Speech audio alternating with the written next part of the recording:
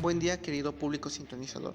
Este canal se inició con el fin de otorgarles información sobre el derecho laboral, un tema que sin duda nos interesa a todos, por el simple hecho de ser trabajadores. Hablaremos de temas interesantes, pero también no todo lo que nos dice la ley se cumple. Bueno, sin más preámbulo, comencemos. Mi nombre es Fernando Tadeo Soy Ortega y es un placer estar aquí presentándoles el tema principal, que es llamado Relaciones Individuales de Trabajo. Y por supuesto, les presentaré los subtemas a abordar, los cuales son 1.1 Definición, derecho, contrato. 1.2 Trabajador, patrón, trabajo. 1.3 Salario y su protección. 1.4 Integración de salario. 1.5 Duración del contrato. 1.6 Jornada de trabajo. 1.7 Tiempo extra. 1.8 Días de descanso. 1.9 Vacaciones y días festivos. 1.10 Capacitación y adiestramiento. 1.11 Derechos de antigüedad, pago de prima. 1.12 Derechos de preferencia, ascenso e invenciones. 1.13 Causas de modificación, suspensión y rescisión. 1.14 Causas de terminación. 1.15 Cálculo de indemnización y finiquito. 1.16 Trabajo de mujeres y menores, derecho. 1.17 Trabajadores de confianza.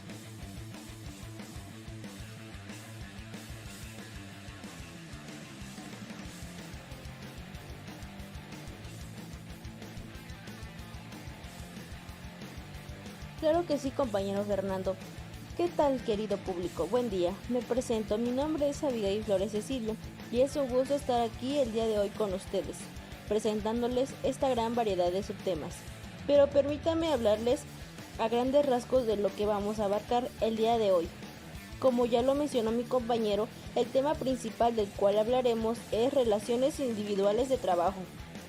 Este video se creó con el fin de conocer qué son las relaciones individuales de trabajo y cómo son aplicadas sus características y sus funciones. Relación entre empleados, patrón, ambos persiguen satisfacer una necesidad. El patrón, la mano de obra que necesita para la actividad comercial. El empleado persigue un beneficio económico que satisfaga sus necesidades económicas. El trabajador siempre es una persona física, en tanto que el empleador puede ser tanto una persona física como una persona moral. Por supuesto, compañera, aportando más a la introducción, podemos decir que cada vez que se crea una comunidad, aparecen reglas y normas destinadas a organizar en todos los ámbitos su funcionamiento sobre la base de principios comunes. Es decir, cuando hay una agrupación humana, surge de forma automática el fenómeno jurídico. El derecho definido, según la tradición romana, como un conjunto de preceptos de conducta establecidos en forma de reglas obligatorias y destinados a hacer reinar el orden y la justicia entre las personas que viven en sociedad. Jauregui, 1980. Es, por tanto, una necesidad de toda colectividad. Así, todo corpus normativo se fundamenta en la exigencia de la persona de contar con un orden, así como en una cierta noción de justicia relacionada con una escala de valores propia de cada grupo social. Buen día, amigos, es un honor tenerlos aquí con nosotros. Me presento, mi nombre es Yasmín Arlet Bartolo León. Por supuesto, compañera, son temas demasiado interesantes. Me presento, mi nombre es Erika Arely Sánchez Copas y es un gusto participar en este video. Comenzaré hablándoles del primer tema a abordar llamado Definición, Derecho y Contrato. Empezaré por darles la definición de las relaciones individuales de trabajo. El artículo 20 de la Ley Federal de Trabajo nos define que se entiende por relación de trabajo cualquier que sea el acto que le dé origen a la presentación de un trabajo personal subordinado a una persona mediante el pago de un salario. De la definición antedicha, destacan tres características esenciales que distinguen a la relación de trabajo. Estas son 1. La prestación del trabajo personal. 2. La subordinación. 3. El pago del salario. Se refieren a la relación laboral existente cuando un empleador acuerda con un empleado el trabajo que tendrá que realizar. Están conformadas por las regulaciones legales propias y por el resultado del convenio entre ambas partes sobre los términos que regirán la relación laboral. Por supuesto, compañera, déjame continuar con este tema que sin duda debemos entender. Proseguiré con derecho de las relaciones individuales de trabajo. En derecho nos dice que las relaciones individuales de trabajo son nociones jurídicas de uso universal, con las cuales se puede establecer una relación comprendida entre un ciudadano que se relaciona con el salario y otro que se relaciona con el patrón. Este proporciona el trabajo bajo ciertas normas y condiciones a cambio de una remuneración. Pacheco, 2019. Mediante esa relación de trabajo, sin importar la forma en que esté definida, es como se formaliza la creación de los derechos y las obligaciones recíprocas que se establecen entre el empleado y el patrón. Esta relación ha sido y seguirá siendo el medio fundamental para lograr acceder a todos los derechos y prestaciones que se encuentran vinculadas con el trabajo en el ámbito del derecho laboral y de la seguridad social.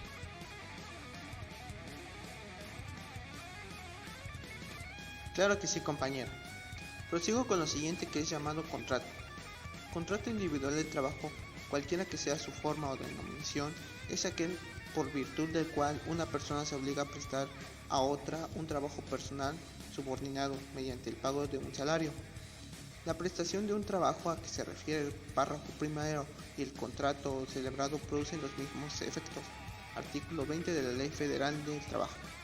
La relación de trabajo se inicia en el preciso momento en que se empieza a prestar el servicio. En cambio, el contrato de trabajo se perfecciona por el simple acuerdo de voluntades.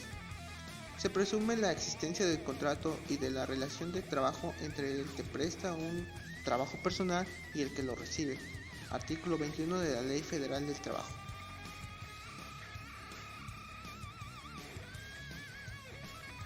Sin duda un tema interesante y por supuesto importante para poder entender los siguientes temas. Por ejemplo, el siguiente tema es trabajador, patrón, trabajo. Trabajador es la persona contratada y que presta sus servicios al patrón. Estos servicios o trabajos comprenden una actividad humana, material e intelectual, relacionada con la capacidad técnica que se necesita en cada profesión u oficio. Artículo 8 de la Ley Federal del Trabajo nos dice que trabajador es la persona física que presta a otra, física o moral, un trabajo personal subordinado. Al respecto, Bailo 1999 menciona que, de conformidad con la definición anterior, el trabajador únicamente puede ser persona física. Sin embargo, es frecuente encontrar que personas morales prestan servicios a personas morales, pero en este caso, el tipo de relación no es de tipo laboral, sino de carácter civil o de otra naturaleza.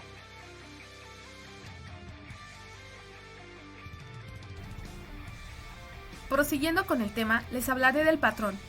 Es el individuo físico-moral que usa los servicios de uno o varios empleados. Si el trabajador cumple con lo acordado y utiliza los servicios de otras personas adicionales, el patrón será el mismo tanto para él como para los otros contratados. Patrón es la persona física o moral que utiliza los servicios de uno o varios trabajadores. Si el trabajador, conforme a lo pactado o a la costumbre, utiliza los servicios de otros trabajadores, el patrón de aquel lo será también de estos. En la terminología utilizada por la legislación mexicana, se adopta de manera general la palabra patrón para designar a quien suministra trabajo a otro. En la jurisprudencia y en la doctrina se usa además, y con regular frecuencia, el término patrono.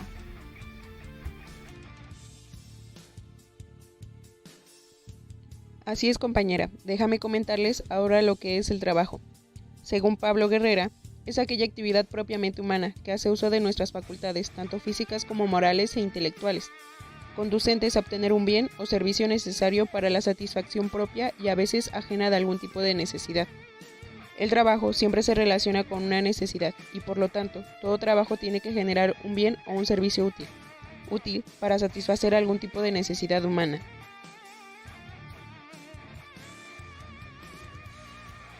Ahora pasemos a los siguientes temas: salario y su protección. Una noción de salario es aquella que dice es aquel conjunto de obligaciones y derechos que se imponen mutuamente y de manera recíproca los trabajadores y los patrones, en virtud de las relaciones de trabajo que se dan entre ellos. Así, dentro de estas condiciones se comprenderán los siguientes rubros: la jornada de trabajo, descansos laborales, derecho a vacaciones, salario y aguinaldo, entre otras. Según el artículo 82 de la Ley Federal del Trabajo, salario es la retribución que debe pagar el patrón al trabajador por su trabajo. Por supuesto, entra en este tema el salario mínimo. ¿Alguien sabe de cuánto es el salario mínimo?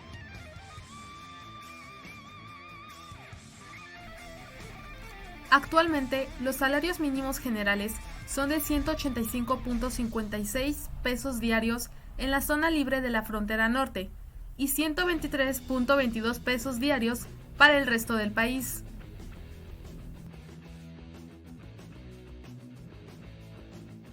Sí, es correcto, gracias.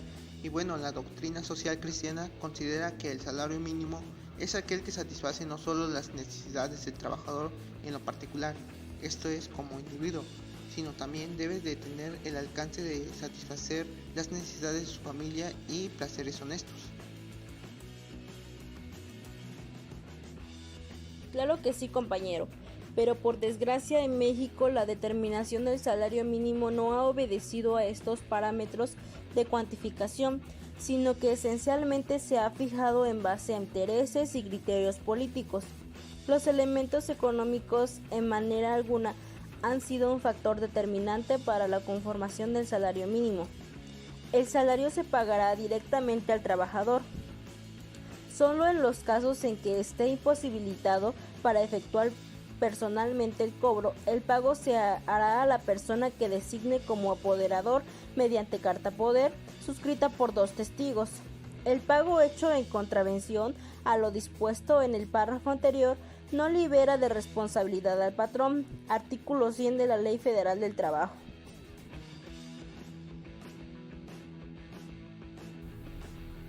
En el capítulo 7 nos menciona las normas protectoras y privilegios del salario. Artículo 98. Los trabajadores dispondrán libremente de sus salarios. Cualquier disposición o medida que desvirtúe este derecho será nula. Artículo 99. El derecho a percibir el salario es irrenunciable.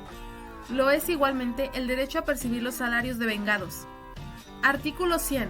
El salario se pagará directamente al trabajador. Solo en los casos en que esté imposibilitado para efectuar personalmente el cobro, el pago se hará a la persona que designe como apoderado mediante carta poder suscrita por 2 testigos. El pago hecho en contravención a lo dispuesto en el párrafo anterior no libera de la responsabilidad al patrón. Artículo 102. Las prestaciones en especie deberán ser apropiadas al uso personal del trabajador y de su familia y razonablemente proporcionadas al monto del salario que se pague en efectivo. Esas son algunas leyes que protegen al salario. Ahora pasemos al siguiente tema, que es llamado integración de salario. En el artículo 84 de la Ley Federal del Trabajo nos dice que el salario se integra con los pagos hechos en efectivo por cuota diaria, gratificaciones, percepciones, habitación, primas, comisiones, prestaciones en especie y cualquier otra cantidad o prestación que se entregue al trabajador por su trabajo. Los elementos esenciales del salario integrado son cualquier cantidad o prestación que se entregue al trabajador por su trabajo, ordinaria y permanente, que se pague dentro del término de un año.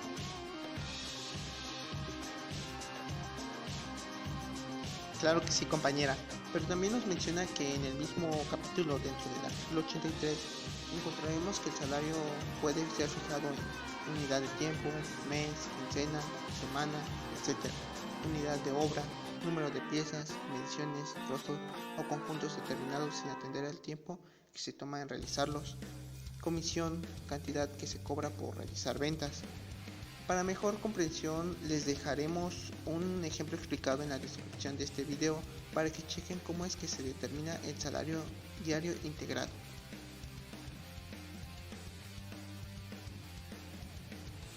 Por supuesto, compañero. Bueno, prosigamos con el siguiente tema, que es llamado duración del contrato.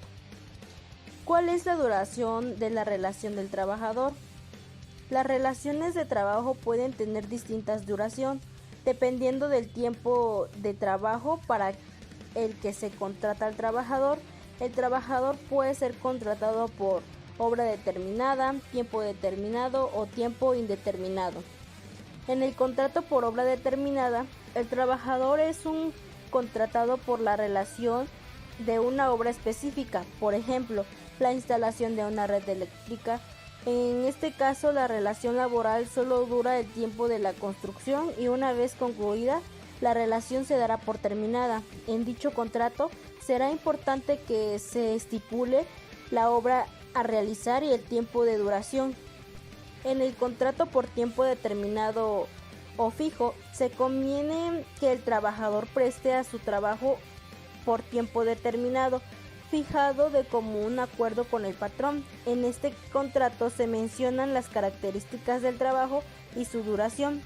Ejemplo de este tipo de contrato es el caso de las tiendas departamentales, en las que se contratarán vendedoras o promotoras por temporadas. Una vez transcurrido el periodo del contrato de trabajo, se da por terminado.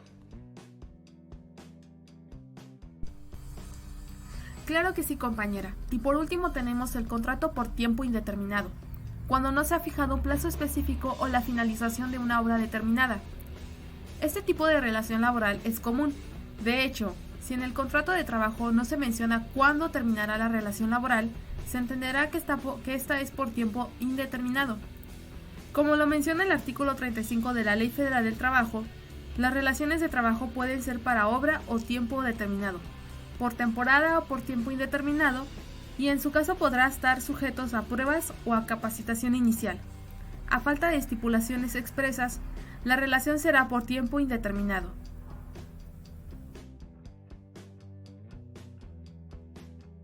Muy bien, compañera. ¿Qué te parece si pasamos a un tema más interesante, que es llamado jornada de trabajo? Bien, ¿qué se entiende por jornada de trabajo? El artículo 58 de la Ley Federal del Trabajo dispone: jornada de trabajo es el tiempo durante el cual el trabajador está a disposición del patrón para prestar su trabajo. El tiempo que el trabajador permanece en su centro de trabajo debemos entenderlo como aquel en el que está a disposición del patrón. Pero, ¿cuántas variedades de jornada laboral existen? Fernando, ¿me podrías responder esta pregunta, por favor? Claro que sí, compañera, con gusto. Bueno, existen 3 tipos de jornadas laborales para la Ley Federal del Trabajo.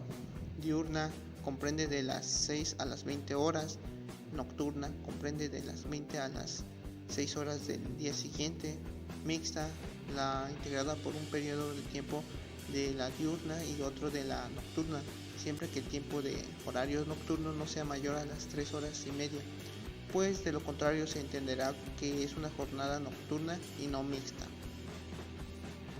Ahora bien, la jornada de trabajo puede ser continua, es decir, que el trabajador no interrumpa el tiempo durante el cual está prestando sus servicios.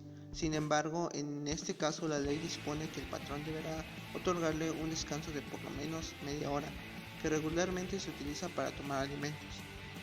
Cuando el trabajador no pueda salir del lugar donde presta sus servicios durante las horas de reposo o de comidas, el tiempo correspondiente le será computado como tiempo efectivo de la jornada de trabajo.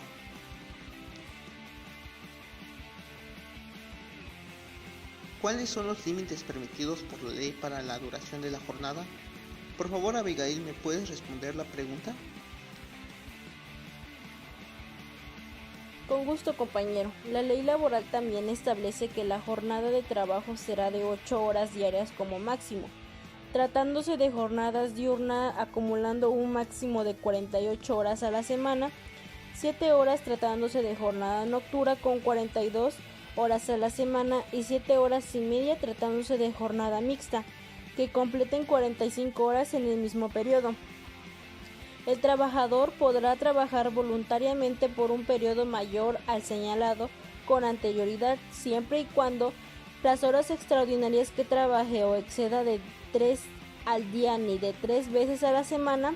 A este periodo se le conoce también como horas extras, las cuales deben pagarse al trabajador 100% más de los que las horas normales de trabajo, es decir, al doble. Mora, Relaciones Individuales de Trabajo 2016.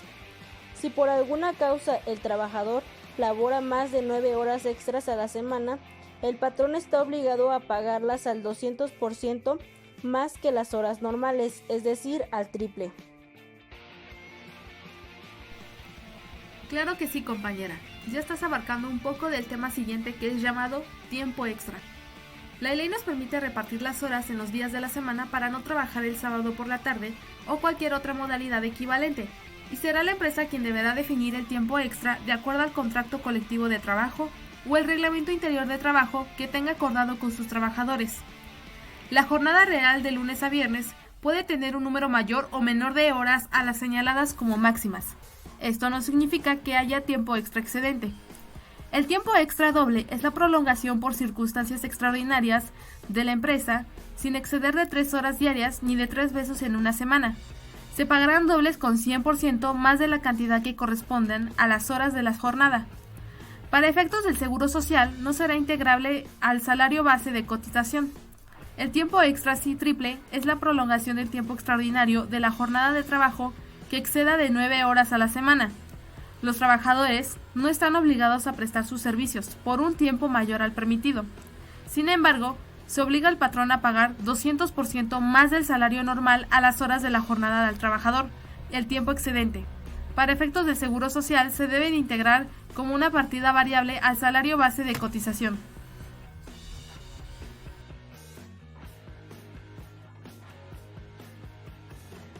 Para el tiempo extra por emergencia, la Ley Federal del Trabajo nos dice que en los casos de siniestro o riesgo inminente en que peligre la vida del trabajador, de sus compañeros o del patrón, o la existencia misma de la empresa, la jornada del trabajo podrá prolongarse por el tiempo estrictamente indispensable para evitar estos males. Las horas de tiempo extra por emergencia se pagarán por una cantidad igual a la que corresponda a cada una de las horas de la jornada, es decir, con 100% más del salario que corresponda a las horas de la jornada. México, 2017. Artículo 66. Ley Federal del Trabajo. Podrá también prolongarse la jornada de trabajo por circunstancias extraordinarias, sin exceder nunca de 3 horas diarias ni de 3 veces en una semana. Artículo 67. Ley Federal del Trabajo. Las horas de trabajo a que se refiere el artículo 65 se retribuirán con una cantidad igual a la que corresponda a cada una de las horas de la jornada. Las horas de trabajo extraordinario se pagarán con un 100% más del salario que corresponde a las horas de la jornada.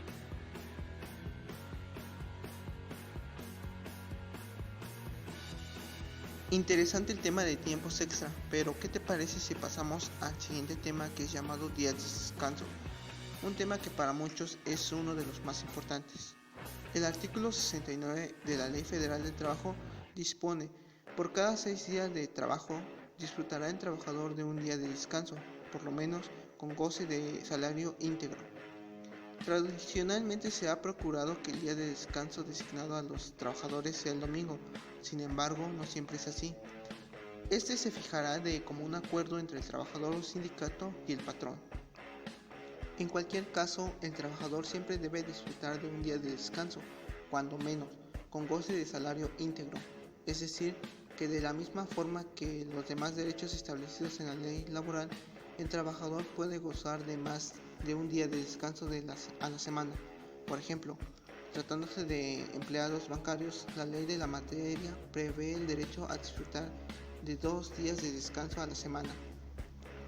¿Qué sucede si el patrón no otorga un día de descanso a la semana? Abigail, ¿puedes responder a esta pregunta, por favor?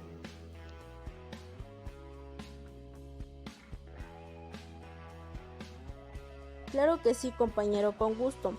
En caso de que el patrón se niegue a otorgar esta prestación, se hará acreedor a una multa de 3 a 155 veces el salario mínimo diario vigente a la zona en que se cometa la infracción, de conformidad con lo dispuesto por el numeral 994, fracción 1 de la Ley Federal del Trabajo, sin prejuicios del derecho del trabajo a exigir el pago por concepto de salarios devengados por los días de descanso laborales, los cuales serán pagados al doble conforme el artículo 73 del mismo ordenamiento. Ahora bien, nuestra legislación dispone que el día de descanso de los trabajadores sea el domingo, por considerar que en el día es propicia la convivencia con su familia y se puede liberar de tensiones acumuladas por los días de trabajo y recuperarse del desgaste físico y mental. En el caso de que el trabajador labore un domingo, tiene derecho a recibir un porcentaje adicional al salario que le corresponde, equivalente al 25%, por concepto de prima dominical. Pero, ¿cuáles son los días de descanso obligatorios? Arely, ¿me puedes contestar esta pregunta, por favor? Por supuesto, existen también días de descanso obligatorio previstos en el artículo 74 de la Ley Federal del Trabajo. Fracción primera, el 1 de enero. Fracción segunda, el primer lunes de febrero en conmemoración del 5 de febrero. Fracción tercera, el tercer lunes de marzo en conmemoración del 21 de marzo. Fracción cuarta, el 1 de mayo. Fracción quinta, el 16 de septiembre. Fracción sexta, el tercer lunes de noviembre en conmemoración del 20 de noviembre.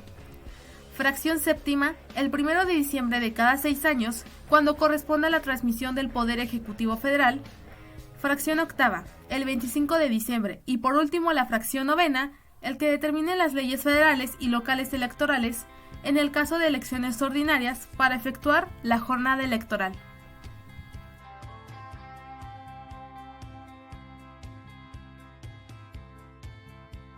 Y bueno, añadiendo mi opinión, prácticamente estos días mencionados son los días festivos que nos corresponde por ley, aunque existen unos días festivos que depende de lo que establezca el patrón, los cuales son sin descanso obligado por la ley. Jueves Santo, Viernes Santo, conmemoración de la Batalla de Puebla, Día de la Madre, Día del Padre, Día de Muertos, Día de la Virgen de Guadalupe y Nochebuena, Montalvo 2020. Pero les quiero preguntar, ¿qué pasa si se elabora en un día de descanso oficial?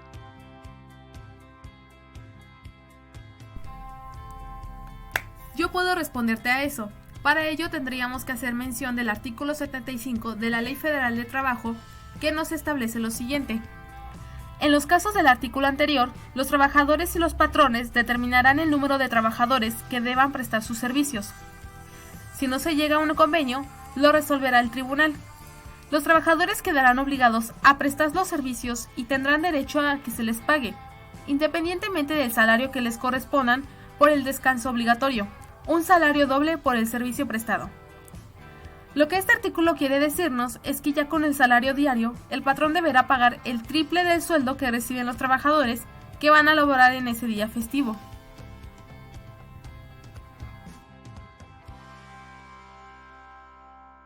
Pasando a otro tema dentro del derecho laboral, hablemos de aquellas obligaciones que se definen como una de las más importantes que un patrón tiene con sus trabajadores, la cual ayudará a elevar la competencia laboral e incrementar la productividad de la empresa.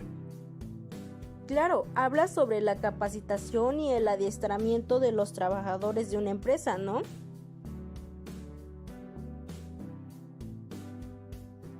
Quisiera comenzar mencionando un aspecto importante, y es que en realidad el patrón, al pagar cursos de capacitación y adiestramiento a sus empleados, no estará haciendo otra cosa más que invertir en su factor humano, que si lo analizamos, con ayuda de estos cursos con el tiempo serán más organizados, más eficientes, con nuevas ideas que implementar, como por ejemplo las nuevas tecnologías que hacen más eficientes los procesos de producción dentro de ciertas compañías. Tienes mucha razón, pero para comprender mejor estos temas, ¿sería mejor analizar cada uno por separado? ¿No les parece?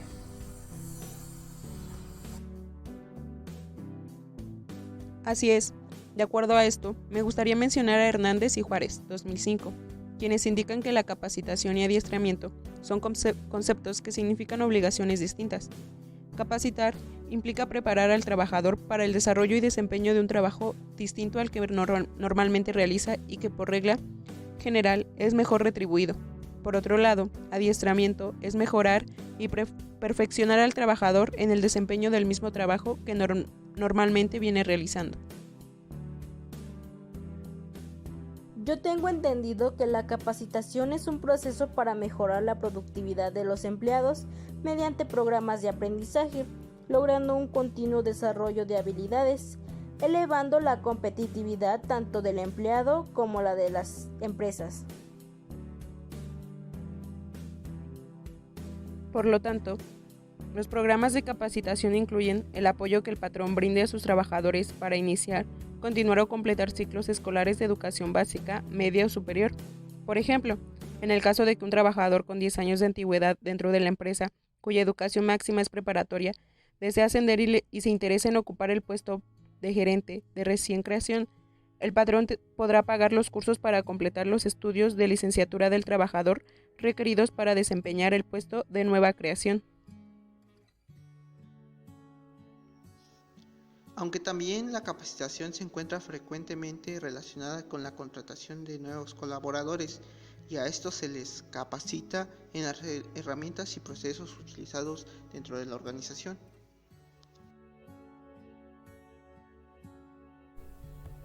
Por otro lado, el adiestramiento se enfoca en actualizar y perfeccionar los conocimientos y habilidades, así como instruir a los trabajadores cuando se implementen nuevas tecnologías para mejorar procesos e incrementar la productividad. Es decir, que si una empresa decide contratar un nuevo programa para llevar el manejo del inventario y brinda cursos para que su personal lo maneje de forma eficiente, estaríamos hablando de un adiestramiento. Otro ejemplo de adiestramiento podría ser cuando el patrón decide intervenir en cursos para que sus trabajadores aprendan a manejar de forma avanzada bases de datos en Excel y Access. Esto mencionaría el adiestramiento del personal en nuevas tecnologías.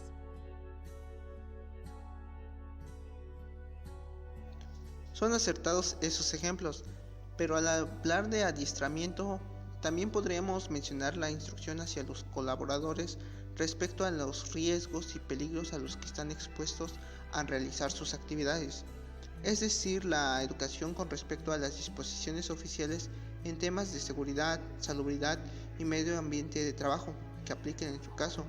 Estos cursos tienen como objetivo el evitar posibles accidentes de trabajo.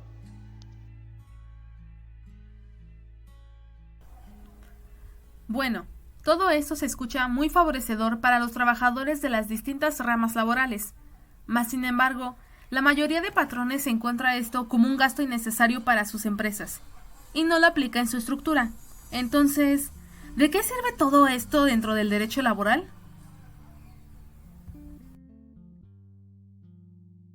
Qué bueno que mencionas ese aspecto, pues efectivamente, la mayoría de patrones, y en especial aquí en México, casi no cumplen las obligaciones que tienen con los trabajadores, pero obviamente piden que sus empleados trabajen lo más eficientemente posible, siendo los únicos beneficiados ellos y sus empresas. Aunque realmente me suena un poco tedioso este asunto, pues capacitar y adiestrar a tus trabajadores no debería considerarse como un gasto innecesario, sino como una inversión mucho más productiva, debido a que, si lo vemos desde el punto de vista más positivo, esto solo genera resultados de mayor calidad y beneficios en lo económico, calidad productiva, organización y hasta para los trabajadores.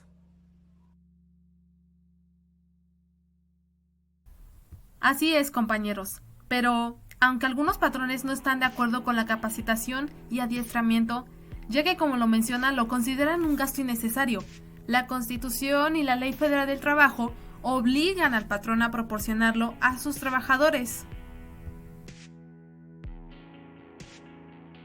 Efectivamente, tenemos como ejemplo el artículo 153 de la Ley Federal del Trabajo, dentro de sus apartados A al X, donde se establece cada una de las normativas que se deberán llevar a cabo en cuanto a estos temas. Puedo mencionar una parte de este, el cual se refiere a artículo 153 A. Los patrones tienen la obligación de proporcionar a todos los trabajadores, y estos, a recibir la capacitación o el adiestramiento en su trabajo que le permite elevar su nivel de vida, su competencia laboral y su productividad, conforme a los planes y programas formulados de común acuerdo por el patrón y el sindicato o la mayoría de sus trabajadores. Para dar cumplimiento a la obligación que, conforme al párrafo anterior, les corresponde, los patrones podrán convenir con los trabajadores en que la capacitación o adiestramiento se proporcione a estos, dentro de la misma empresa o fuera de ella, por conducto de personal propio, instructores especialmente contratados, instituciones, escuelas u organismos especializados, o bien mediante adhesión a los sistemas generales que se establezcan. Las instituciones, escuelas o organismos especializados, así como los instructores independientes que deseen impartir formación, capacitación o adiestramiento, así como su personal docente, deberán estar autorizados y registrados por la Secretaría del Trabajo y Previsión Social. Los cursos y programas de capacitación o adiestramiento, así como los programas para elevar la productividad de la empresa, podrán formularse respecto de cada establecimiento. una empresa, varias de ellas, o respecto a una rama industrial o actividad determinada. La capacitación o adiestramiento a que se refiere este artículo y demás relativos deberá impartirse al trabajador durante las horas de su jornada de trabajo, salvo que, atendiendo a la naturaleza de los servicios, patrón y trabajador convengan que podrá impartirse de otra manera, así como en el caso en que el trabajador desee capacitarse de una actividad distinta a la de la ocupación que desempeñe, en cuyo supuesto la capacitación se realizará fuera de la jornada de trabajo.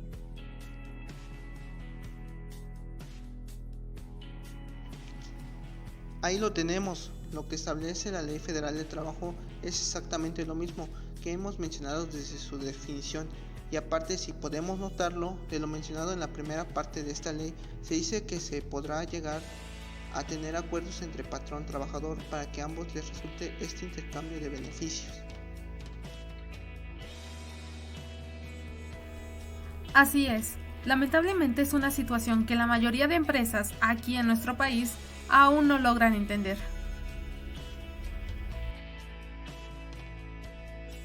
Pero ¿sabes qué es lo peor? Que la autoridad capacitada para hacer cumplir estas leyes al pie de la letra no se mueve para cumplir su función, la cual dentro del territorio mexicano sería, como ya lo menciona la misma ley, la Secretaría de Trabajo y Previsión Social. Exactamente, por eso se dice que estamos como estamos, pues si desde las autoridades máximas no se vigila bien el cumplimiento de estas, a los patrones menos les interesará. Pero tú, amigo espectador que nos escuchas el día de hoy, infórmate, tenemos las bases para exigir lo que nos corresponde como trabajadores, ya que reforzando lo expresado en el artículo 153 de la Ley Federal del Trabajo acerca de la capacitación del trabajador como una obligación de la empresa, está fundamentada en el artículo 123, apartado A, fracción 13ª de la Constitución Política de los Estados Unidos Mexicanos, en el que se establece que las empresas, cualquiera que sea su actividad, estarán obligadas a proporcionar a sus trabajadores capacitación o adiestramiento para el trabajo. La ley reglamentaria determinará los sistemas, métodos y procedimientos conforme a los cuales los patrones deberán cumplir dicha obligación.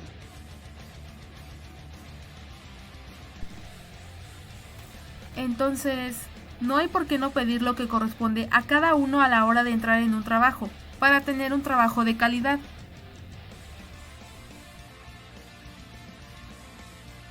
Al seguir hablando de derechos y obligaciones tanto del patrón para el trabajador como viceversa, nos encontramos con este tema igual de importante dentro de las áreas laborales, el derecho de antigüedad.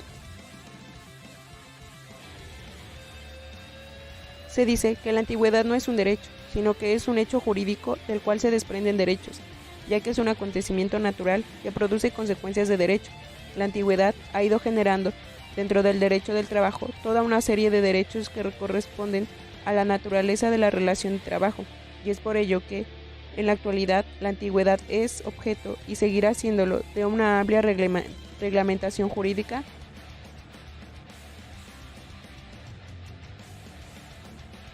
Bueno, si en cuanto a antigüedad laboral hablamos, decimos que este es el término que se da al reconocimiento del hecho consistente en la prestación de varias personas y subordinados por un trabajo o un patrón, mientras dure la relación contractual, es decir, se refiere a la duración del empleado o servicio prestado por parte de los trabajadores.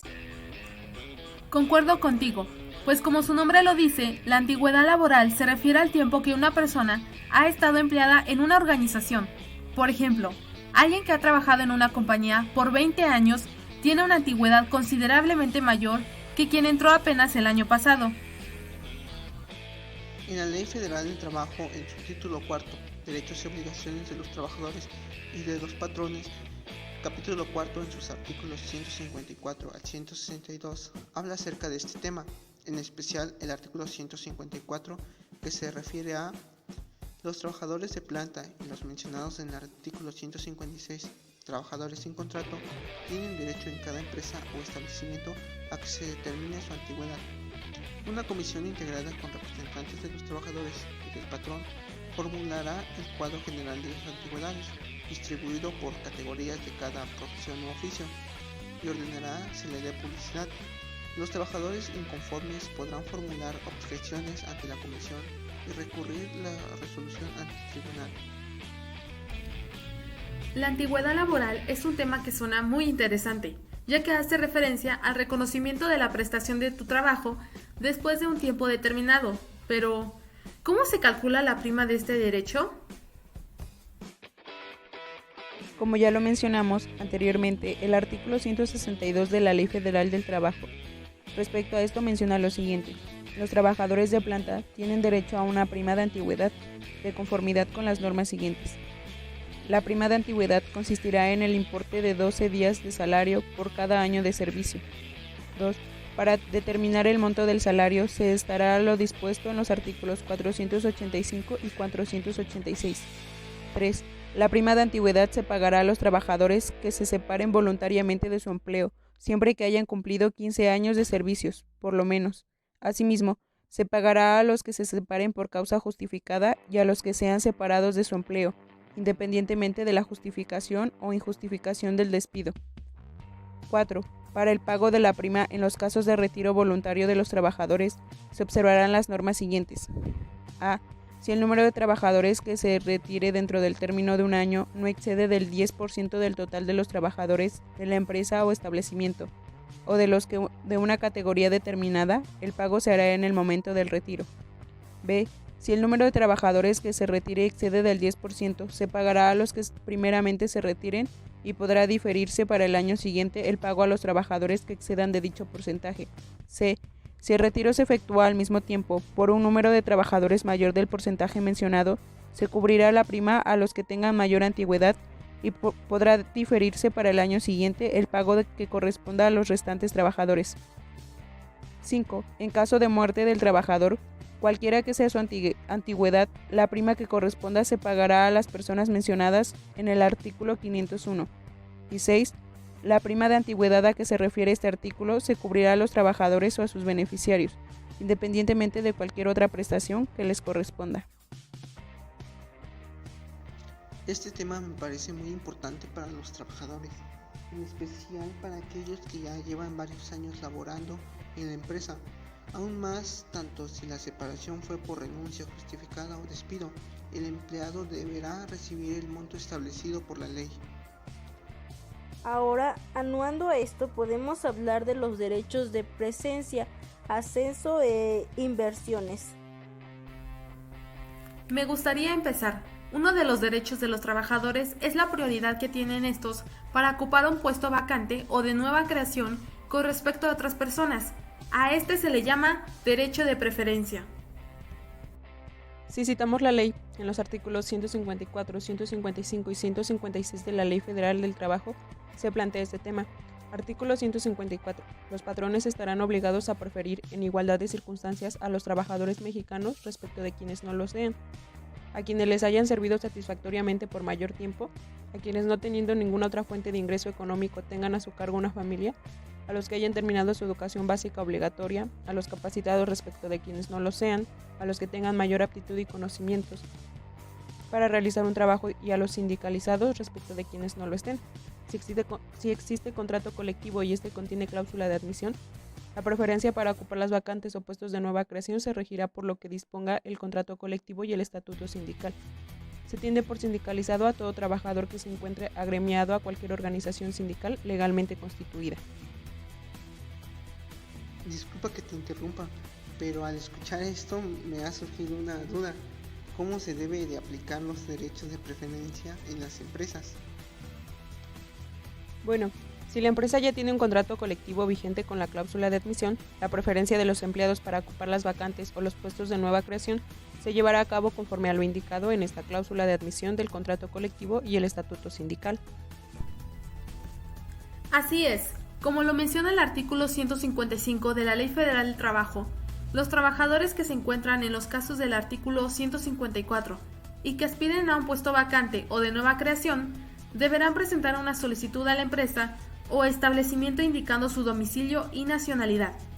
Si tienen a su cargo una familia y quienes dependen económicamente de ellos, si prestaron servicio con anterioridad y por qué tiempo. La naturaleza del trabajo que desempeñaron, y la denominación del sindicato a que pertenezcan, a fin de que sean llamados al ocurrir alguna vacante o crearse algún puesto nuevo, o presentarse a la empresa o establecimiento al momento de ocurrir la vacante o de crearse el puesto, comprobando la causa en que funde su solicitud. Por el contrato no se dispone de algún contrato colectivo, entonces nos guiaríamos de acuerdo a lo establecido en el artículo 156 de la misma, que nos establece que, de no existir contrato colectivo o no contener el celebrado la cláusula de admisión, serán aplicables las disposiciones contenidas en el primer párrafo del artículo 154 a los trabajadores que habitualmente, sin tener el carácter de trabajadores de planta, presentan servicios en una empresa o establecimiento, supliendo las vacantes transitorias o temporales, y a los que desempeñen trabajos extraordinarios o para obra determinada, que no constituyan una actividad normal o que permanentemente de la empresa. A mí me interesa aclarar otro punto. ¿Qué pasa si no se respeta el derecho de preferencia? Bueno, de no respetarse este derecho, atenderemos lo redactado en el artículo 157 de la Ley Federal del Trabajo. El incumplimiento de las obligaciones contenidas en los artículos 154 y 156 da derecho al trabajador para solicitar ante el tribunal, a su elección, que se le otorgue el puesto correspondiente o se le indemnice con el importe de 3 meses de salario. Tendrá además derecho a que se le paguen 2 salarios e intereses, en su caso a que se refiere el párrafo segundo del artículo 48. Relacionado a esto, a mí en especial, me gustaría hablar acerca de los ascensos, pues al pasar los años y al ir adquiriendo experiencia en el trabajo, la mayoría de las personas aspiramos a tener un mejor puesto que a la vez nos signifique percibir un mayor ingreso. Una vez que esto pase, debemos estar conscientes que un ascenso laboral no solo incluye un aumento salarial, también conlleva a un mayor número de obligaciones y responsabilidades. Efectivamente, el significado de ascenso en el contexto laboral se relaciona con la promoción de un trabajador a un cargo más relevante, con mejores condiciones y mejor salario. En otras palabras, un ascenso en una empresa supone subir de categoría dentro del organigrama, teniendo en cuenta para su aprobación factores como la antigüedad del trabajador, sus logros, su formación, así como las facultades organizativas del empresario. ¿Cómo es que me gano el derecho a un ascenso? Bueno, de acuerdo a la Ley Federal del Trabajo, artículo 159, las vacantes definitivas, las provisionales con duración mayor de 30 días y los puestos de nueva creación serán cubiertos por el trabajador que tenga la categoría o rango inmediato inferior, así como mayor capacitación, con mayor antigüedad, demuestre mayor aptitud, acredite mayor productividad y sea apto para el puesto. Ahora me gustaría abordar el tema de invenciones. El tratamiento de las invenciones, de acuerdo con Cavazos, se apartó de la doctrina del siglo pasado y se inspiró, por una parte, en la idea uniformemente sustentada en nuestros días, según la cual la actividad inventiva es, en todos los casos y necesariamente, actividad humana. Tengo entendido que, por las consideraciones que anteceden, la ley vigente divide las invenciones realizadas en la empresa en 2 categorías. Las invenciones de servicio, que son las que realizan las personas dedicadas, de conformidad con su contrato, a trabajos de investigación. Y las invenciones logradas por cualquier persona o grupo de personas que prestan sus servicios en la empresa. En relación a las invenciones, la Ley Federal del Trabajo dispone: artículo 163. La atribución de los derechos a nombre y a la propiedad y explotación de las invenciones realizadas en la empresa se regirá por las normas siguientes. 1. El inventor tendrá derecho a que su nombre figure como autor de la invención. 2. Cuando el trabajador se dedique a trabajos de investigación o de perfeccionamiento de los procedimientos utilizados en la empresa, por cuenta de esta, la propiedad de la invención y el derecho a la explotación de la patente corresponderán al patrón. El inventor, independientemente del salario que hubiese percibido, tendrá derecho a una compensación complementaria que se fijará por convenio de las partes o por el tribunal cuando la importancia de la invención y los beneficios que puedan reportar al patrón no guarden proporción con el salario percibido por el inventor. Y 3. En cualquier otro caso, la propiedad de la invención corresponderá a la persona o personas que la realizaron, pero el patrón tendrá un derecho preferente en igualdad de circunstancias al uso exclusivo o a la adquisición de la invención y de las correspondientes patentes.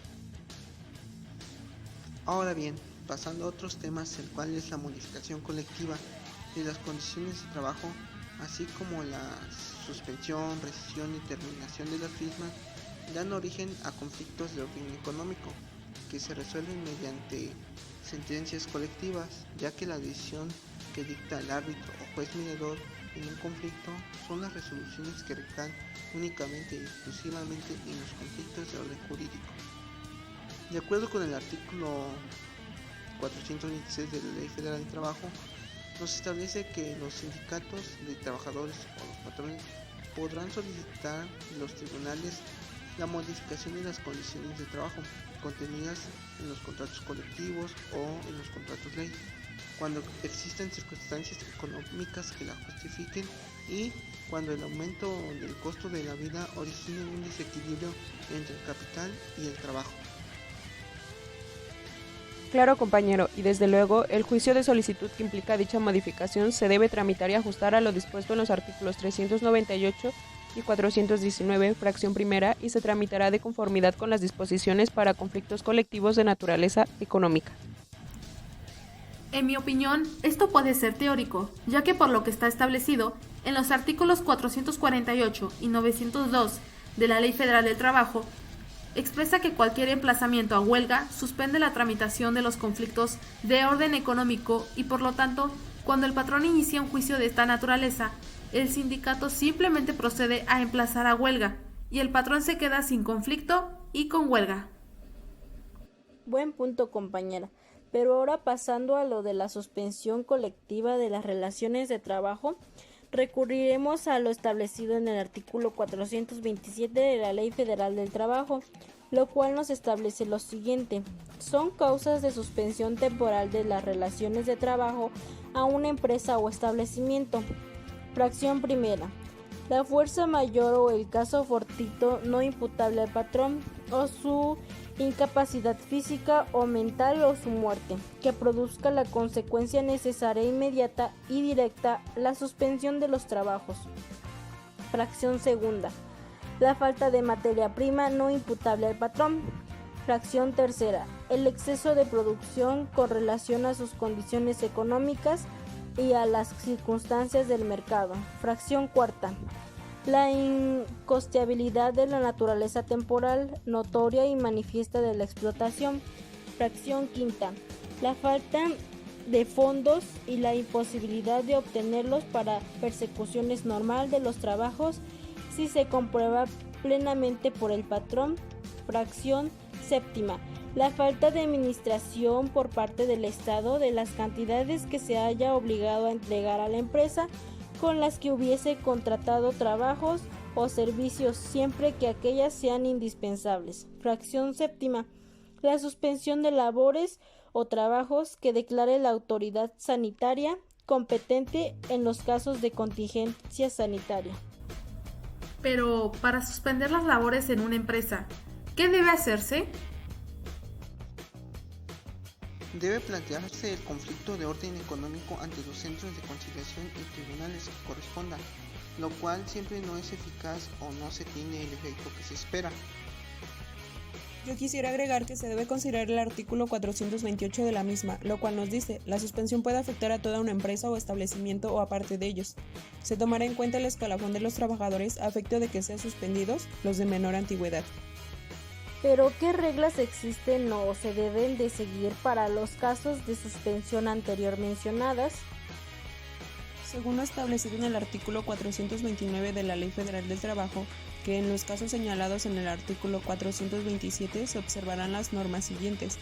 1. Si se trata de la fracción primera, el patrón o su representante dará aviso de la suspensión al tribunal para que éste, previo al procedimiento consignado en el procedimiento especial colectivo establecido en el artículo 897 y subsecuentes de esta ley, la apruebe o desapruebe.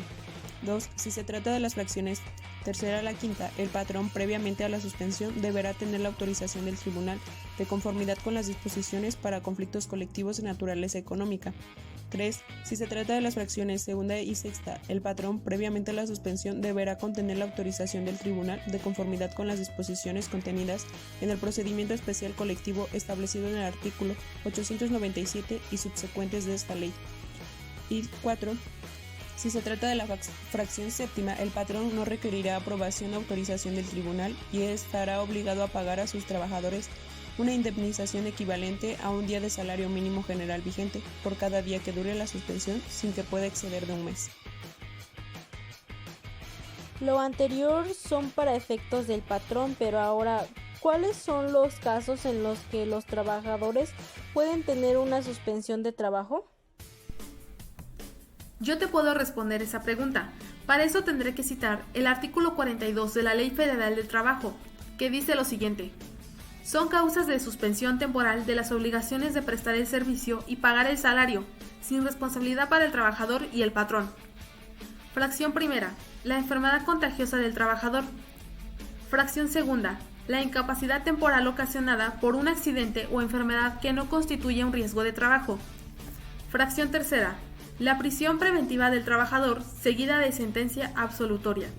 Si el trabajador obró en defensa de la persona o de los intereses del patrón, tendrá éste la obligación de pagar los salarios que hubiese dejado de percibir aquel.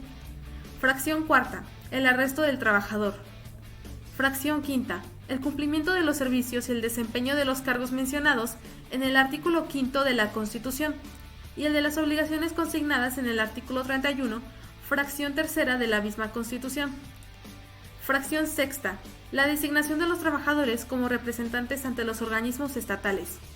Comisión Nacional de los Salarios Mínimos, Comisión Nacional para la Participación de los Trabajadores en las Utilidades de las Empresas y otros semejantes. Fracción séptima, la falta de los documentos que exijan las leyes y reglamentos necesarios para la prestación del servicio, cuando sea imputable al trabajador. Fracción octava, la conclusión de la temporada en el caso de los trabajadores contratados bajo esta modalidad. Y por último, fracción novena, la licencia que se refiere el artículo 140 bis de la Ley del Seguro Social. Efectivamente, esos son los casos de suspensión para el trabajador. Y bueno, retomando el punto de la compañera sobre lo que hoy se está viviendo sobre la contingencia sanitaria, quiero citar el artículo 42 bis de la Ley Federal del Trabajo, que de acuerdo a este punto nos dice lo siguiente: en los casos en que las autoridades competentes emitan una declaratoria de contingencia sanitaria conforme a las disposiciones aplicables que implique la suspensión de las labores, se estará lo dispuesto por el artículo 429, fracción cuarta de esta ley, que ya anteriormente se había mencionado para los efectos del patrón. Otro punto del cual tenemos que hablar es sobre la rescisión colectiva de las relaciones del trabajo, en donde el trabajador o el patrón podrá rescindir en cualquier tiempo la relación de trabajo por causa justificada sin incurrir en responsabilidad de acuerdo al artículo 46 de la Ley Federal del Trabajo. Pero, ¿cuáles serían esos casos en los que se puede llevar a efecto la rescisión? Bueno, en el caso del despido justificado sin responsabilidad del patrón, de forma resumida son: 1. Engañar al patrón con certificados falsos o referencias en los que se atribuyen al trabajador capacidades, aptitudes o facultades de las que carezca. 2. Incurrir durante sus labores en faltas de probidad o honradez o en actos de violencia en contra del patrón, sus familiares o del personal directivo o administrativo de la empresa, en contra de clientes y proveedores del patrón, salvo que haya habido provocación o que obre en defensa propia. Incurrir sus labores. 3. Incurrir durante sus labores en faltas de probidad o honradez o en actos de violencia en contra de sus compañeros, siempre y cuando altere la disciplina del lugar de trabajo. 4. Incurrir fuera del servicio en faltas de probidad u honradez o en actos de violencia graves en contra del patrón, sus familiares o personal directivo y administrativo, y que hagan imposible el cumplimiento de la relación de trabajo. 5. Ocasionar de forma intencional o negligente perjuicios materiales en los edificios, obras e instrumentos relacionados con el trabajo. 6. Comprometer la seguridad del establecimiento o de las personas que se encuentran en él por su imprudencia o descuido. 8. Revelar secretos de fabricación o asuntos de carácter reservado en perjuicio de la empresa. 9. Tener más de 3 faltas de asistencia en un periodo de 30 días sin causa justificada o sin permiso del patrón. 10. Desobedecer al patrón o a sus representantes sin causa justificada, siempre que se trate del trabajo contratado. 11. Negarse a adoptar medidas preventivas en caso de enfermedades o accidentes. 12. Presentarse a sus labores en estado de embriaguez o bajo la influencia de algún narcótico. 13. Ser sentenciado con pena de prisión que impida el cumplimiento de la relación laboral. 14. Tratándose de trabajadores de confianza, si existe un motivo razonable de pérdida de la confianza al trabajador por parte del patrón. Esto en base a lo establecido en el artículo 47 de la Ley Federal del Trabajo.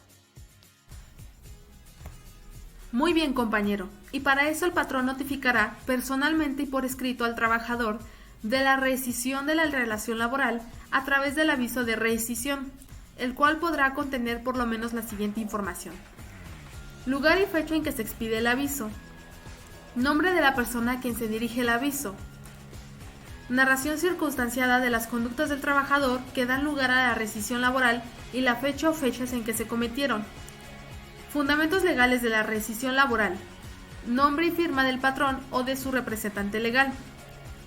Ahora bien, si el patrón no puede notificar personalmente al trabajador de la rescisión de la relación laboral, solicitará la intervención del Centro de Conciliación y Tribunales para que sea ésta quien notifica al trabajador del aviso de rescisión laboral. Por otra parte, si el trabajador no recibe el aviso de rescisión de la relación laboral, entonces el despido será injustificado.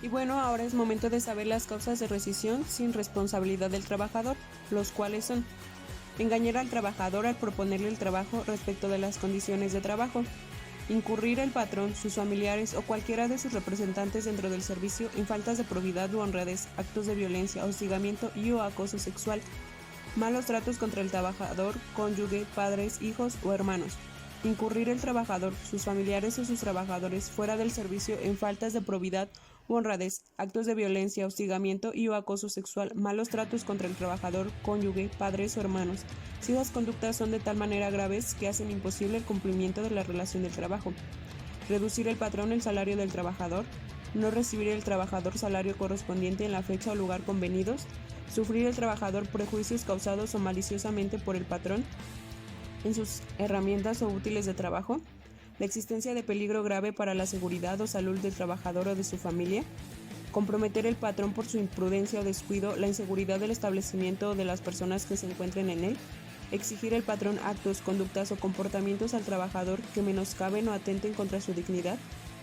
Estas causas son en base al artículo 51 de la Ley Federal del Trabajo, donde se establecen las conductas en que puede incurrir el patrón como causas de rescisión de la relación laboral sin responsabilidad para el trabajador, y que el trabajador puede notificar por escrito o de forma verbal al patrón la rescisión de la relación laboral.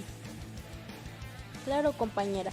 Esto es cuando la relación laboral se termina por la voluntad unilateral del trabajador en la forma y términos de ley fundamentada en alguna de faltas del patrón establecidas en la ley que ya mencionaste hace un momento y que se habla de un retiro justificado o renuncia voluntaria. Pero algo de lo que también tengo duda es sobre las causas de determinación colectiva y de las relaciones de trabajo. ¿Alguien me podría hablar de eso? Bueno, ya pasando al punto que mencionaste, ¿tienes duda? Eso es como consecuencia del cierre de las empresas o establecimientos o de la reducción definitiva de sus trabajos. Se ajustarán a las disposiciones de los artículos siguientes. Nos basaremos en lo establecido en el artículo 434 de la Ley Federal del Trabajo, que nos dice que son causas de terminación de las relaciones de trabajo: 1.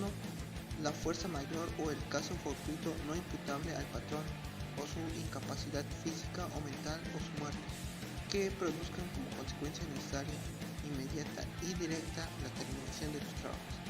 2. La incosteabilidad notoria y manifiesta de la explotación. 3. El agotamiento de la materia objeto de una industria extractiva. 4. Los casos del artículo 34. Y quinta, el concurso o la quiebra legalmente declarado si la autoridad competente o los acreedores resuelvan el cierre definitivo de la empresa o la reducción definitiva de sus trabajos.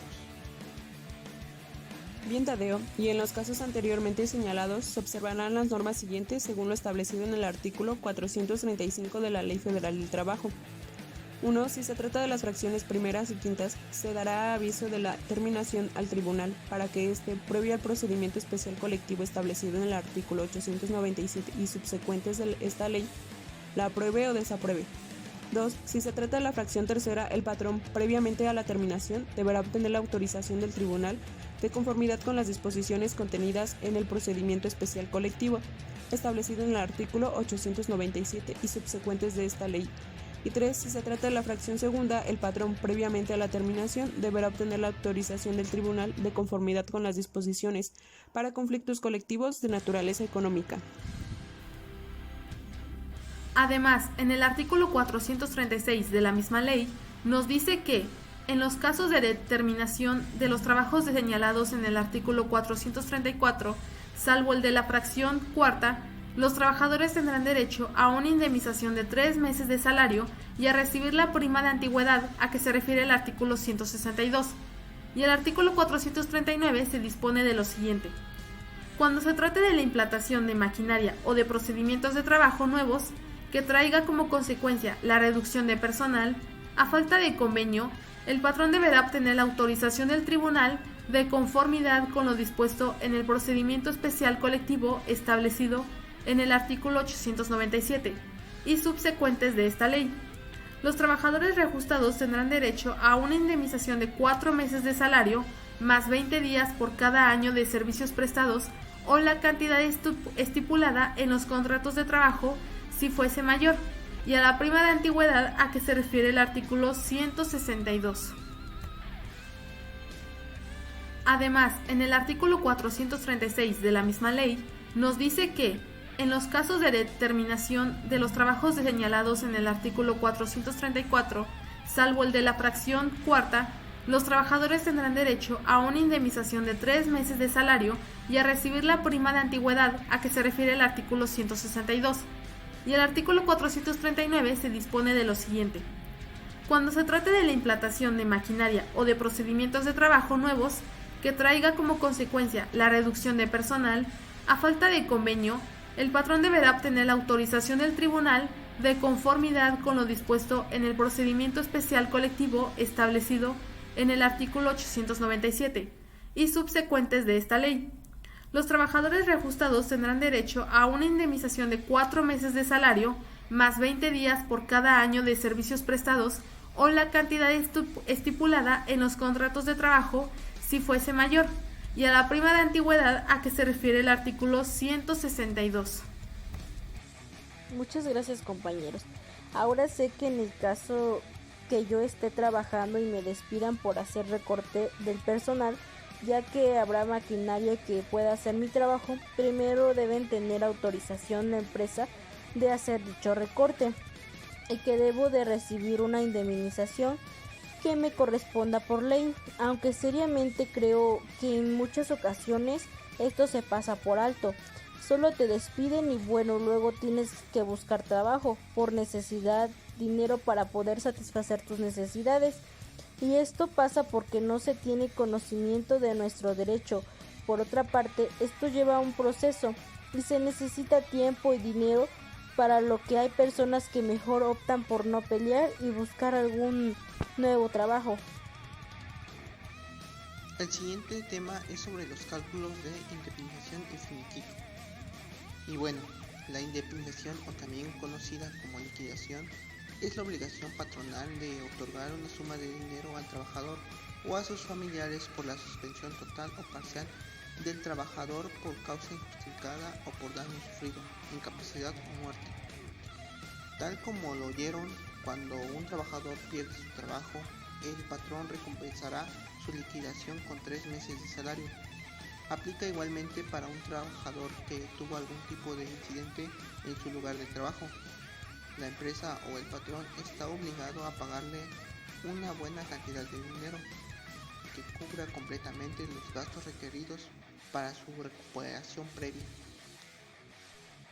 Claro que sí, compañero, pero en el caso de la liquidación por enfermedad o muerte es algo muy extenso, así que solo nos vamos a fijar en cuando se despide a alguien. En las leyes se dice que hay dos opciones cuando se despide a alguien: se le da la liquidación o se le devuelve su puesto de trabajo. Artículo 48 de la Ley Federal del Trabajo. Pues justamente ahorita por la pandemia, muchas personas se han quedado sin trabajo debido a que los negocios no generan muchas ganancias como antes o simplemente quebraron definitivamente. Eso sí, la indemnización no es igual que el finiquito. Más adelante explicaremos en cómo se diferencia ambas partes. Arely, ¿puedes explicarnos este tema o cómo es que se calcula? Claro que sí, compañera. Bueno, para calcular el pago de la indemnización, se va a tomar como base el salario diario. Dependiendo del tiempo que ha trabajado, en este cuadro se puede ver el total que se le debe pagar a esa persona por despido. Están basados en el artículo 50 de la Ley Federal del Trabajo. Se debe tomar en cuenta que la cantidad va dependiendo del salario que se le pagaba al trabajador. Para eso se debe seguir estos pasos. Primero, calcular el salario mensual integrado. A. Dividir el salario mensual entre 30 días. B. Añadir la prima vacacional.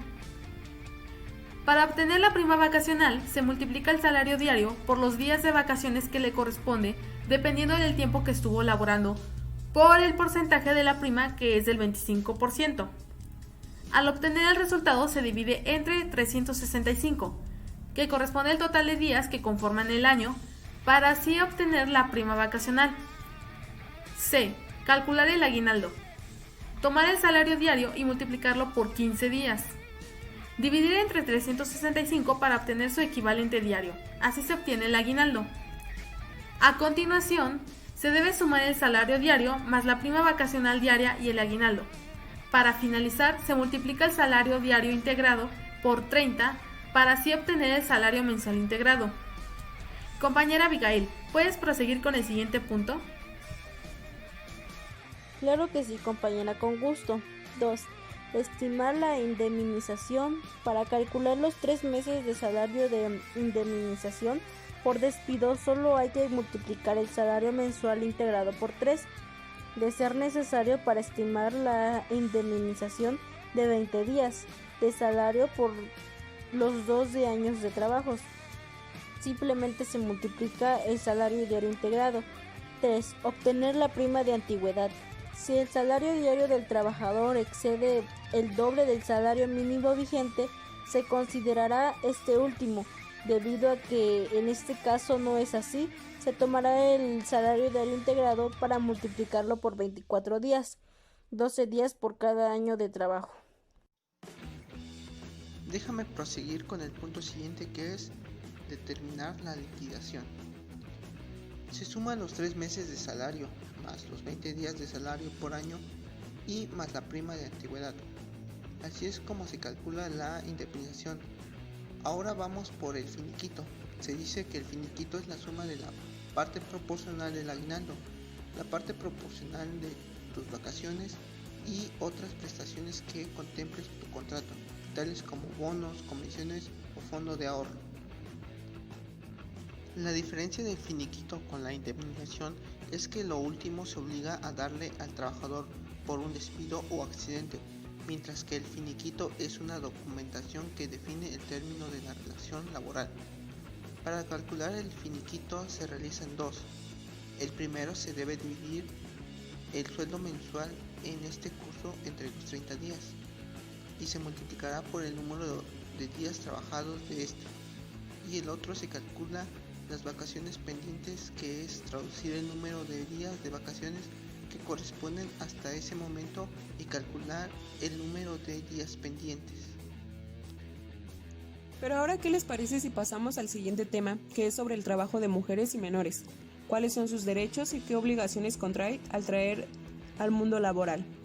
Se dice que en el artículo 164 de la Ley Federal del Trabajo, tanto las mujeres como los hombres disfrutan de los mismos derechos y obligaciones, garantía que se establece generalmente en la protección de ambas, con responsabilidades familiares, asegurando la igualdad de trato y oportunidades.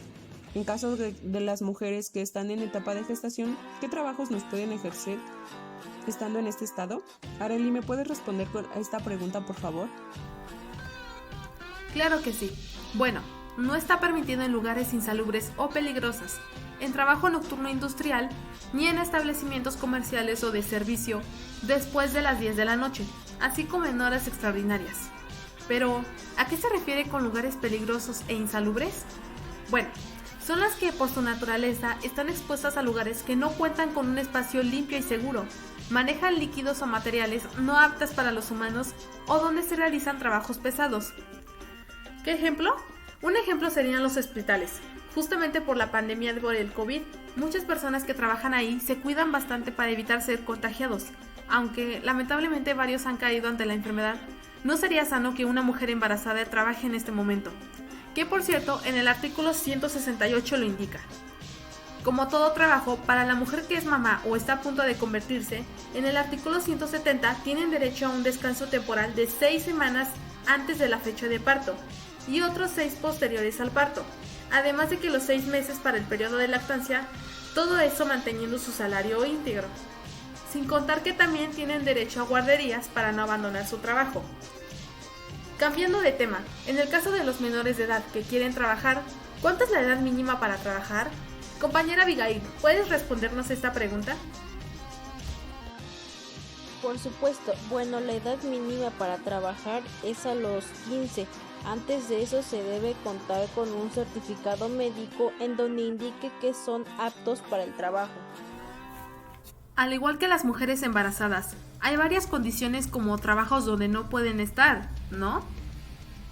Aunque no es igual, pero sí hay limitaciones de trabajo para ellos. Por ejemplo, en el artículo 175 de la Ley Federal del Trabajo está prohibido el trabajo a menores de edad después de las 16 de la noche en lugares donde hay expendios de bebidas embriagantes, también los lugares que no son adecuados para trabajar ahí sin la más mínima experiencia.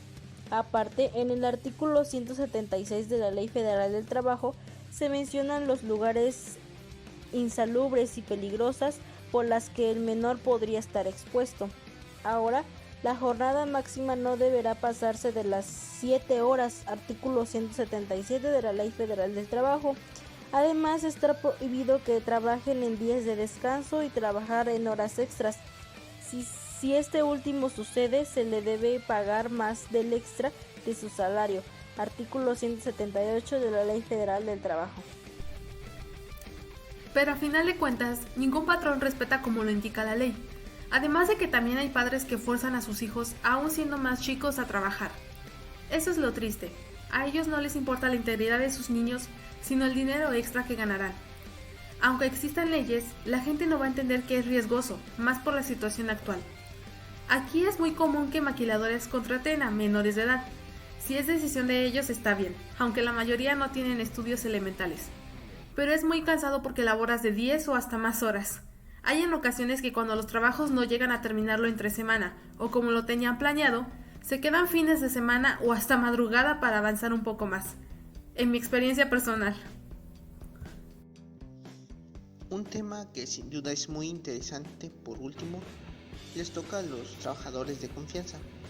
Un trabajador de confianza, de acuerdo con el artículo 9 de la Ley Federal del Trabajo, es aquel que realiza las funciones de dirección, inspección, vigilancia y fiscalización cuando tengan carácter general y las que se relacionen con trabajos personales del patrón dentro de la empresa o establecimiento.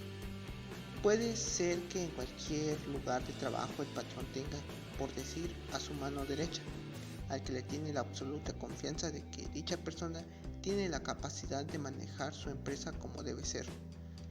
Siendo trabajadores de confianza podría tener grandes beneficios, pero existen algunas condiciones. Una de ellas es que no pueden pertenecer a sindicatos, participar en huelgas ni ser representantes de sus compañeros. Artículo 183. Aunque sea así, el patrón también le puede quitar el privilegio si hay algo que comprometa la relación de confianza entre su trabajador, siendo una justificación válida.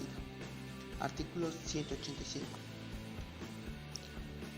Nos dimos a la tarea de realizar una entrevista a la señora Cecilia acerca de los derechos que se le respetaban como trabajadora.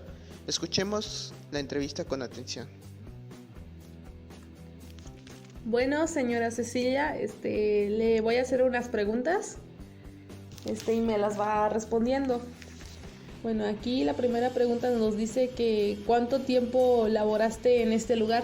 14 años. ¿Cómo era su jornada? ¿A qué horas llegaba a su lugar de trabajo y la hora en que cerraba? Es de 8 de la mañana a 8 de la noche. ¿Cuánto ganabas ahí? 1,300.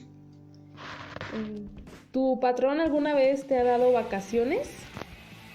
No, ¿Tampoco te las pagaba? nada. ¿Tampoco le dejaban descansar en algún día festivo o feriado? Todo el tiempo es trabajar. No había descanso. ¿Tuviste seguro médico, algún fondo de ahorro o derecho a una utilidad? Nada. ¿Nos puede contar por qué renunció? Por la pandemia venía bien el negocio, pero ya con pandemia bajó mucho, bajó más de la mitad y ya no podía seguir porque ya no, las ventas bajaron demasiado y el patrón ese no lo veía. Al renunciar, ¿nunca te dieron una liquidación por los años que trabajaste?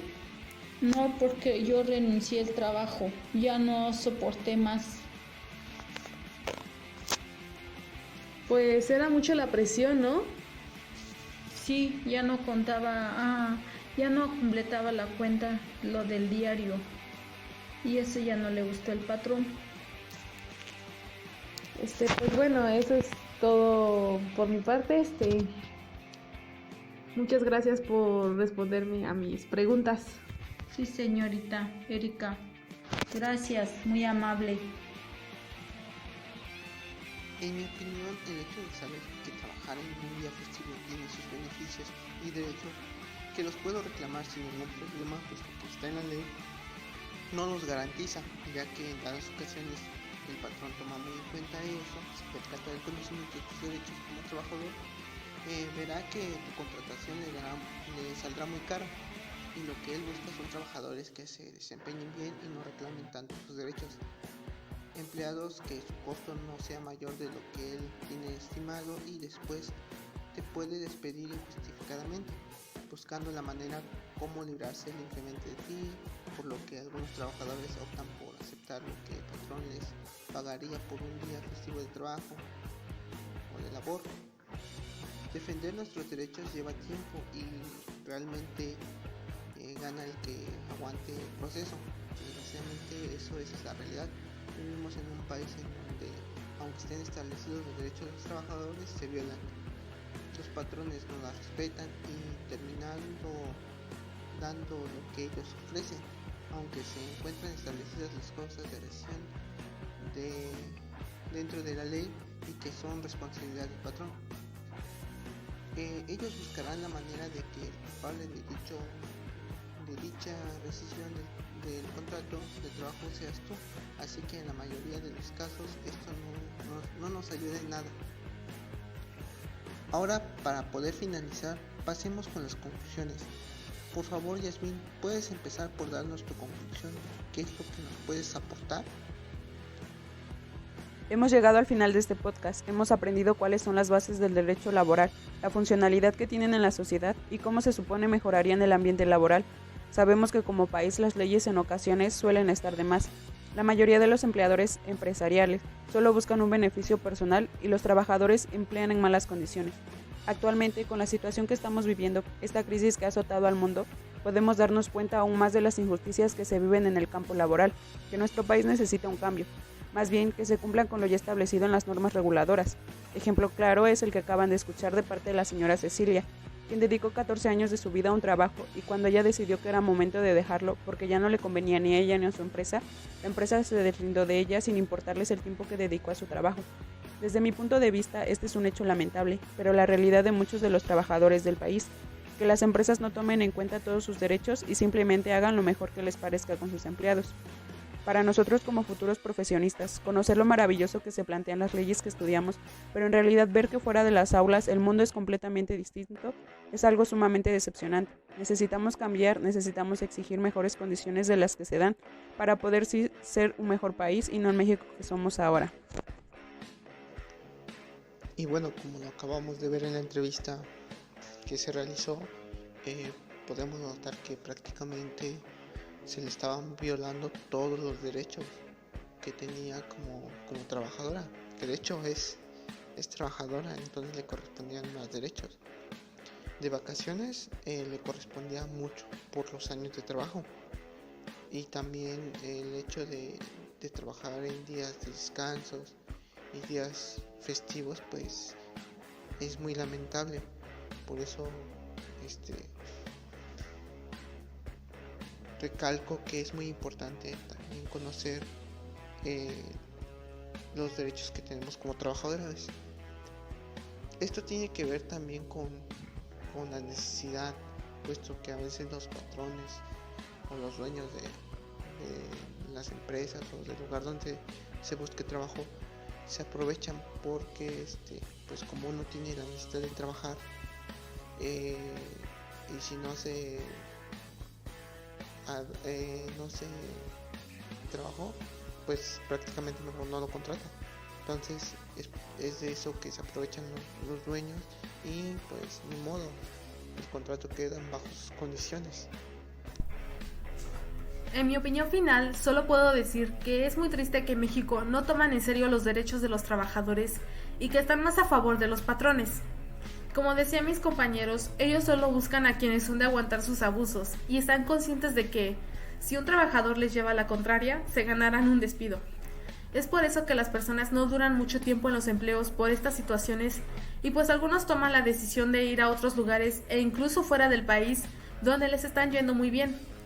Peor si uno es profesionista, no se esperen que terminando la carrera y luego entrando al mundo laboral van a ganar mucho dinero. Lo que pueden llegar a ganar, como en este caso un contador, siendo realistas, es a lo menos de 10,000 pesos. En el tema de las indemnizaciones, ahora que en este momento por lo de la pandemia se ha visto afectados muchísimos comercios, no es de esperarse que la gente se ha quedado sin trabajo y sin poder tener una liquidación por el tiempo que trabajaron en dichos comercios.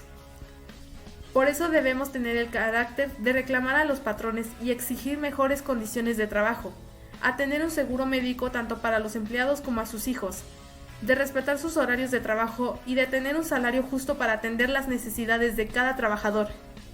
Evitar el abuso de poder que tienen ellos de manipularlos, humillarlos, acosarlos o bajo amenazas de que perderán su empleo si no acceden a sus órdenes poco éticos. Así que la realidad laboral que te espera después de tu carrera universitaria te va a sorprender bastante.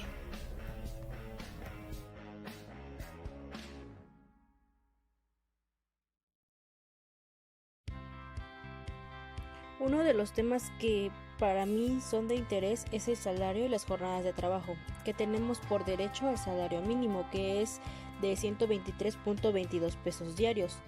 Así que debemos de exigir a lo que por derecho nos corresponde, pero muchas veces las empresas o los lugares donde trabajamos no respetan el salario mínimo. Por ejemplo, a los trabajadores de maquiladora en el área de manual se les está pagando muy poco.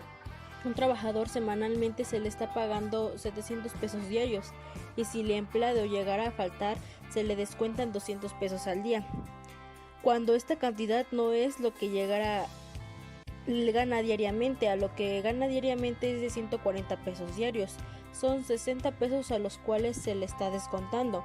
Otra de las injusticias es que las horas extras solo se les pagan 15 pesos, a lo cual las horas extras se les deben de pagar el doble.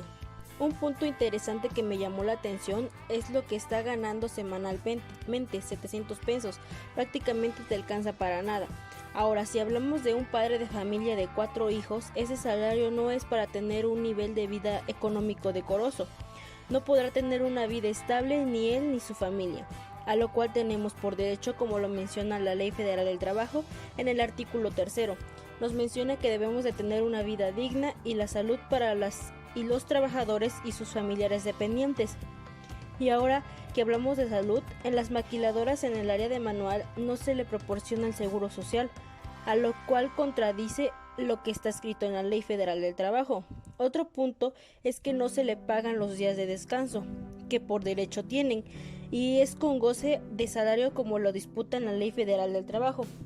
Esta información que les proporciono es basado a un familiar que trabaja en la maquiladora en el área de manual. Como escucharon anteriormente, eso es lo que me refiero, la injusticia, debido a que no se sigue estableciendo en la Ley Federal del Trabajo. A la señora Cecilia no se le está pagando las vacaciones, tampoco se le están dando los días de descanso que por ley tenemos derecho a un día de descanso, que por lo regular es el día domingo, para estar con la familia. Es por eso que en este canal se elaboró con el fin de conocer sus derechos laborales. Estas y más injusticias se viven día a día. ¿Y a ti, te ha pasado alguna injusticia? Platícanoslos en los comentarios. Y con esto me despido. Espero que la información que les proporcioné sea de utilidad.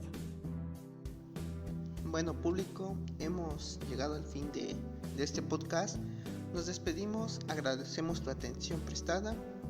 Nos vemos en el próximo video.